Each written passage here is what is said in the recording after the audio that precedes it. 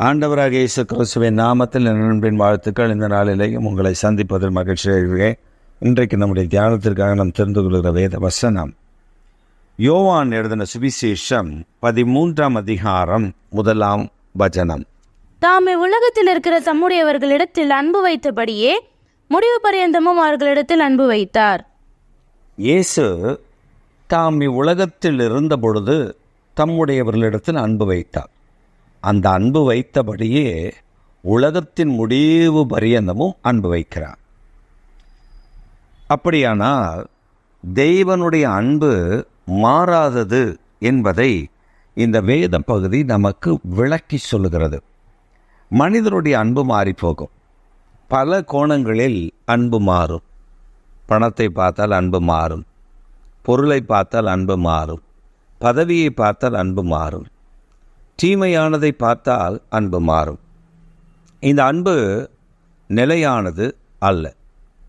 வெளி தேசத்தில் ஒரு சமயம் ஒரு மனிதன் தன்னுடைய அன்பு மனைவியை விட்டு பிரிந்து இறந்து போனார். அவன் வியாதிப்பட்டிருந்த பொழுது அவளிடத்தில்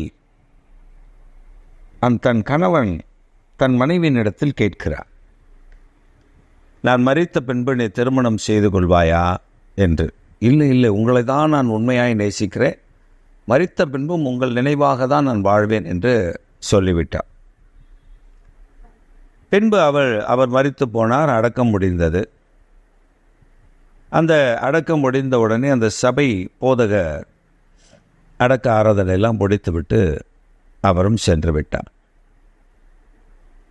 அங்கே அவர் இன்னொரு அடக்க ஆராதனைக்காக வந்த பொழுது இந்த பெண்மணி அந்த கல்லறையில் விசிறிக்கொண்டே இருக்கிறார். ஒரு விசிறியை வைத்து விசிறிக்கொண்டே இருக்கிறார். அந்த போதகருக்கு மிகவும் வருத்தமானது. மனைவி தன் புருஷனை எவ்வளவு நேசித்திருக்கிறார், அந்த மனைவி இவ்வளவு அன்பு வைத்திருக்கிறாளே என்று சொல்லி அவர் இந்த பெண்ணிடத்தில் வந்து, நீ அன்பு வைத்ததெல்லாம் சரிதான், ஆனால் இவ்வளவு பாசமாக இருக்கக்கூடாது, நீ எப்படியாவது அதை மறந்துவிடு, ஆண்டவர் உன்னை பலப்படுத்துவா. அவ சொன்னா, அட போங்க பாஸ்டர், அப்படிலாம் கிடையாது. என் வீட்டுக்காரரு கடைசியாக சொல்லும்பொழுது ஒரு காரியம் சொல்லிட்டு தான் இறந்தார். என்னன்னா, என் கல்லறை காய்வதற்கு முன்பாக நீ திருமணம் செய்து கொள்ளாதே என்று. அதனால் இந்த கல்லறை காஞ்சாதான் அடுத்த திருமணம் பண்ண முடியும். அதனால தான் நான் விசிறிட்டு இருக்கிறேன். அது எப்போ காஞ்ச உடனே அடுத்த திருமணத்துக்கு நான் போகணும்.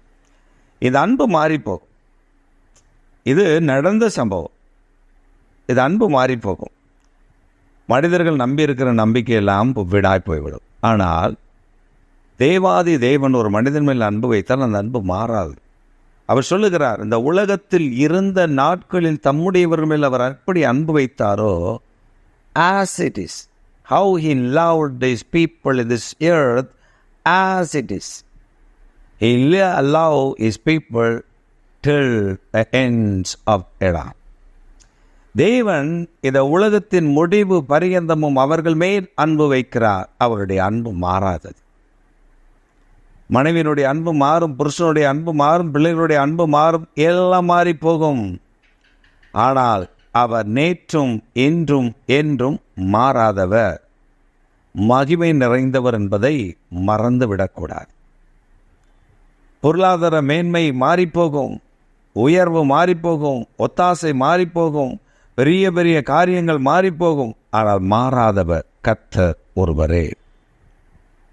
ஒரு பெரிய மனிதனை குறித்து சொல்லுகிறார்கள். அந்த மனிதனுக்கு பல 1000 கோடி சொத்துக்கள் இருக்கிறது.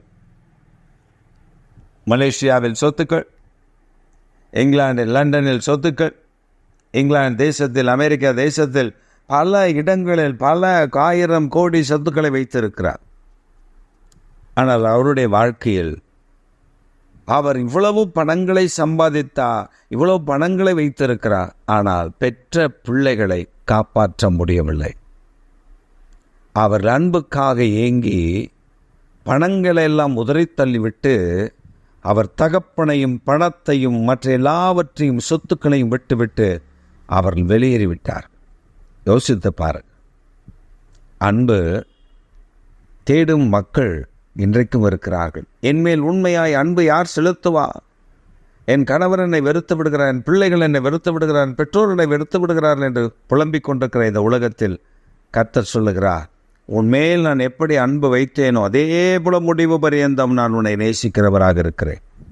இந்த காலவேளையில் ஒரே ஒரு காரியத்தை நாம் முன்னிறுத்துவோம். ஆண்டவரே, நான் தான் அன்பு செலுத்தாமல் போய்விட்டேன். இப்பொழுது நான் அன்பு செலுத்துகிற ஒரு இடத்துல ஆண்டவரை மனம் திரும்பி இருக்கிறேன். தயவு செய்து உம்முடைய அன்பை என்னில் விளங்கப்படும். நான் உம்மை நேசிக்கிறேன் என்று சொல்லி இந்த காலவேளையில் ஒப்பு கொடுப்போமா? ஆண்டவர் நம் மேலே வைத்திருக்கிற நேசம் மாறாது. உலகத்தின் முடிவு பரியந்தமானாலும் அது நமக்குள் நிலைத்திருக்கும். அதை விட்டு விடாதிருங்கள். ஆமேன், ஆமேன்.